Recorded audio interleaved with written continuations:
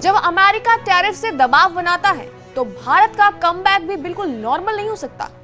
और आपको बता दें कि बजट 2026 इसी रणनीति सोच का सबसे बड़ा सबूत है। केंद्रीय बजट 2026-27 में मोदी सरकार ने अमेरिकी टैरिफ और द्विपक्षीय व्यापार दबावों का सीधा, ठोस और संतुलित जवाब दे दिया है। क्या है ये जवाब, आपको बताएंगे। नमस्कार, स्वागत है आपका जी न्यूज के डिजिटल प्लेटफॉर्म पर और मैं हूं आपके साथ कनिष्का मिश्रा।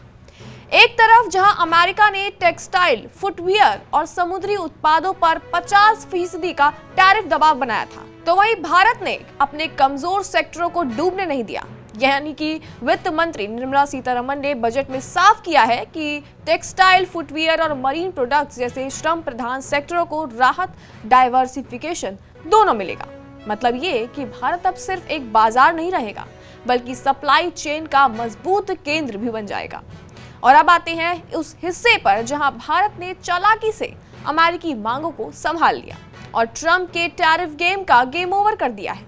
बजट में डेटा सेंटर सेक्टर के लिए 2047 तक टैक्स छूट का ऐलान किया गया है। जी हाँ, आपने बिल्कुल सही सुना, लेकिन एक शर्त के साथ। दरअसल विदेशी कंपनियां भारत में डेटा सेंटर लगाएंगी, लेकिन क्लाउड सेवाएं भारतीय रीसेलर कंपनियां के जरिए बेच पाएंगी। यानी आसान भाषा में कहे तो निवेश भी आएगा, नौकरियां भी बनेंगी और कंट्रोल भी भारत के हाथों में ही रहेगा। साथ ही एविएशन और न्यूक्लियर सेक्टर में भी भारत ने काफी बड़ा कदम उठा लिया है।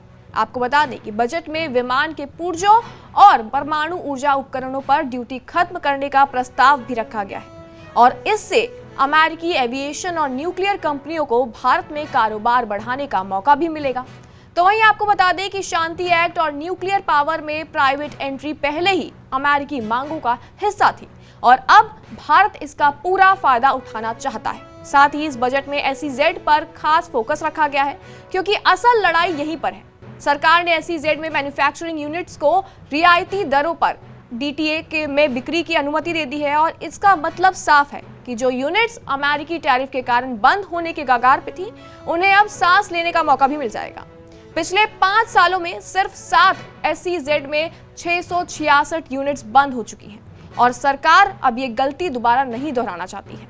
हालांकि इसके साथ ही नई योजनाओं में शामिल हैं क्लस्टर्स का आधुनिकीकरण, पूंजीकरण, पूंजीगत सहायता, कच्चे माल की उपलब्धता और बड़े पैमानों पर रोजगार, national fibre scheme, national handloom और हैंडीक्राफ्ट्स प्रोग्राम और टैक्स इको पहल भारत को सिर्फ सस्ता नहीं बल्कि टिकाऊ और प्रतिस्पर्धी निर्माता भी बनाएगी। इसके अलावा निर्यात में इस्तेमाल होने वाले इनपुट्स की ड्यूटी फ्री सीमा बढ़ाई गई है और इसके अलावा एक्सपोर्ट्स की समय सीमा 6 महीने से बढ़ाकर 1 साल कर दी गई है।